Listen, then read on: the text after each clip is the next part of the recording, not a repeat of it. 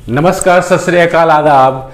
आज पश्चिम बंगाल का जो चुनाव रिजल्ट आया है वो बहुत ही हैरान करने वाला है।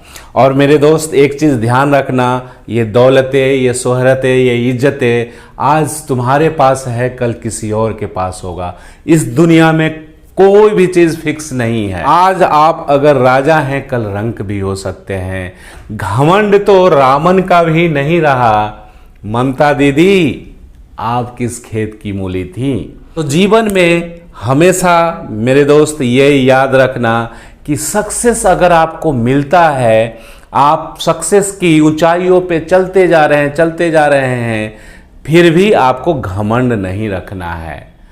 ममता दीदी ने यही गलती किया। सक्सेस इनके कदम चूम रहा था, लेकिन घमंड आ गया। लगा कि हमको कोई भी नहीं हरा सकता है।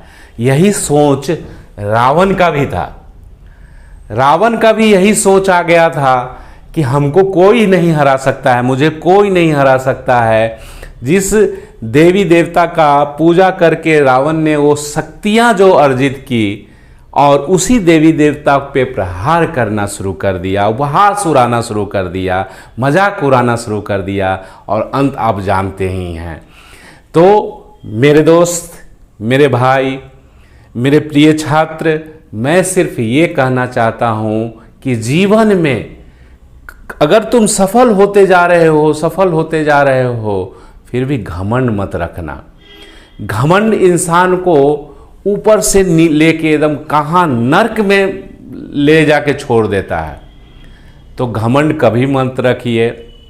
अभी बहुत बार ऐसा देखा गया है, जब मेरे यहाँ बच्चे क्लास 11th या क्लास 12th में एडमिशन के लिए आते हैं, IIT JEE का एडमिशन के लिए आते हैं, तो प्रायः मैंने ये देखा है कि अगर किसी का मार्क्स बहुत अच्छा है, 85% है या उससे अबव है, तो उनको ये थोड़ा सा घमंड ज़रूर वो फील करते हैं। लगता है कि वो IIT JEE क्रैक कर लेंगे। तो घमंड रखने से क्या होता है कि आप नशे में चूर रहते हो घमंड के। जितना आपको पढ़ाई करना चाहिए उतना नहीं कर पाते हैं। समझ में आ रहा है? तो इसलिए मैं ये बोलता हूँ, मैं कोई पॉलिटिकल पार्टी से बिलोंग नहीं करता हूँ और ना ही किसी के फेवर में बात कर रहा हूँ। मैं सिर्फ ये संदेश देना चाह रहा हूँ, बताना चाहता हूँ अपने एक्सपीरियंस के बल पे कि जीवन में कभी भी घमंड मत कीजिएगा। चाहे आप कितना भी पैसा कमा लो, कितना भी नाम कमा लो, नाम और पैसा आते देर लगता है, जाते देर नहीं लगता है। आपको मालूम होना चाहिए कि ऐसे हजारों लाखों एग्जाम्पल हैं जिसमें ये देखा गया है कि जीवन में जो राजा था उसको भी घास की रोटी खानी पड़ी थी।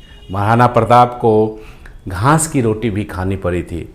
समझिए, भगवान राम को भी 14 साल का वनवास काटना पड़ा था। तो कहने का मेरा मतलब है कि जीवन में उतार चढ़ाव होते रहेंगे, इससे कभी भी घबराना नहीं है और घमंड तो बिल्कुल नहीं रखना है। घमंड में इंसान आज के डेट में एक दूसरे को नहीं समझता है। अगर आप पैसे वाले हैं, घमंड में चूर हैं, गरीब को आप नहीं समझिएगा। मेरे कहने का मतलब ये है कि घमंड कभी भी जीवन में मत कीजिएगा, ठीक है? अगर आपको ये लगता है कि मैं जो बात कह रहा हूँ कि सही है, तो कमेंट्स में ज़रूर लिखिएगा। आज के लिए इतना ही। थैंक यू, धन्यवाद, टेक केयर।